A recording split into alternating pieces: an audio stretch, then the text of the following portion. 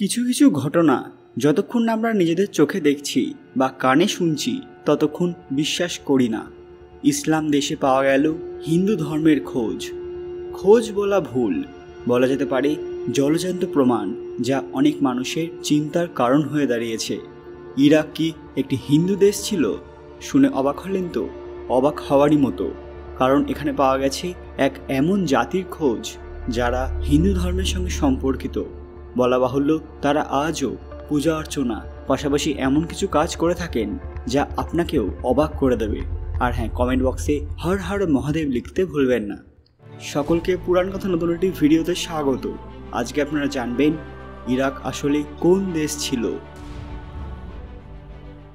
Video দেখানোর আগে সবাই কাইন্ডলি আমার চ্যানেলটি সাবস্ক্রাইব করে নেবেন। বন্ধুরা, এটা হচ্ছে ইরাকের লালিস মাউন্টেন ভ্যালি। এখানে রয়েছে ইয়াজিদি মানুষদের সবচেয়ে গুরুত্বপূর্ণ এবং পবিত্র মন্দির। ইয়াজিদি হলো একটি বিশেষ ধর্ম। এর নাম হলো লালিস টেম্পল। এই মন্দিরটি দেখে হিন্দু মন্দির বলে মনে হবে।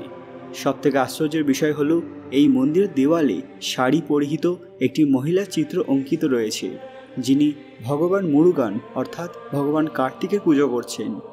ইয়াজিদি ভারতীয়দের মতোই ভগবান সূর্যের উপাসনা করে থাকে।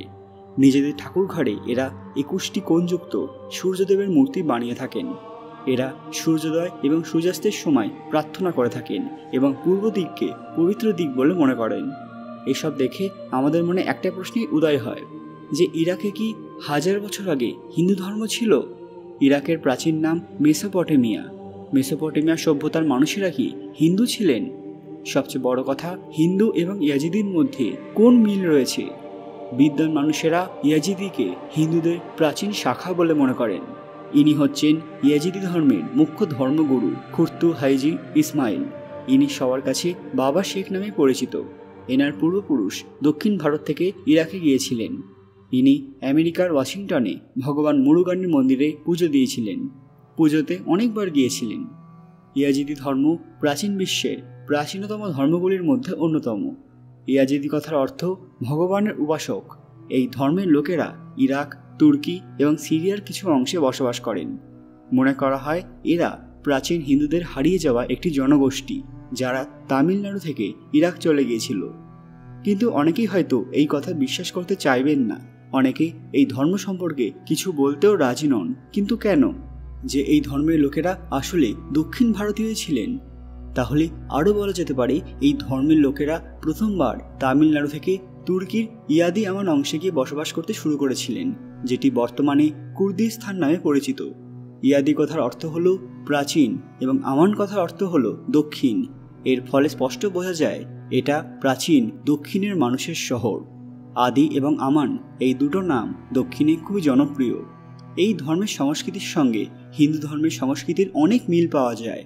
এখানে নতুন বছরের অনুষ্ঠান হিন্দু ধর্মের মতনই পালন করা হয়।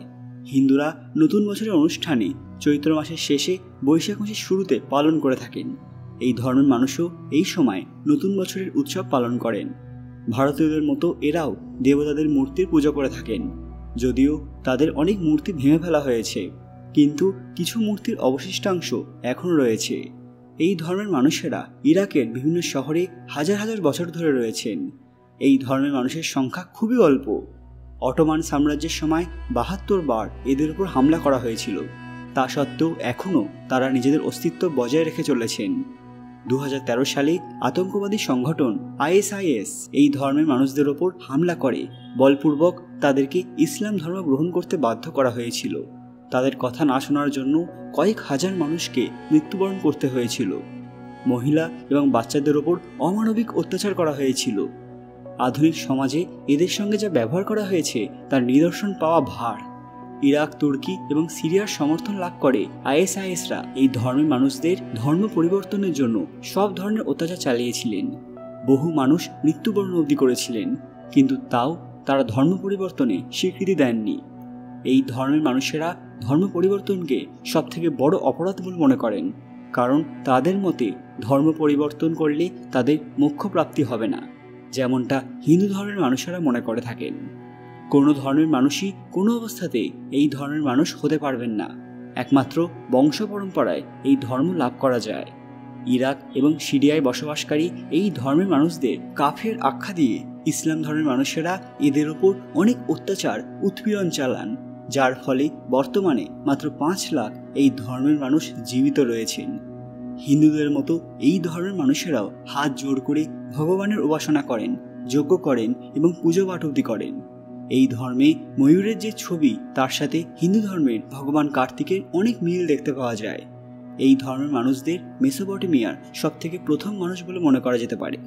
আজ থেকে প্রায় 6000 বছর আগের ঘটনা। মেসোপটেমিয়া এবং ভারতের মধ্যে ব্যবসায়িক সম্পর্ক ছিল। দুটি দেশের মধ্যে মানুষদের যাতায়াতও ছিল।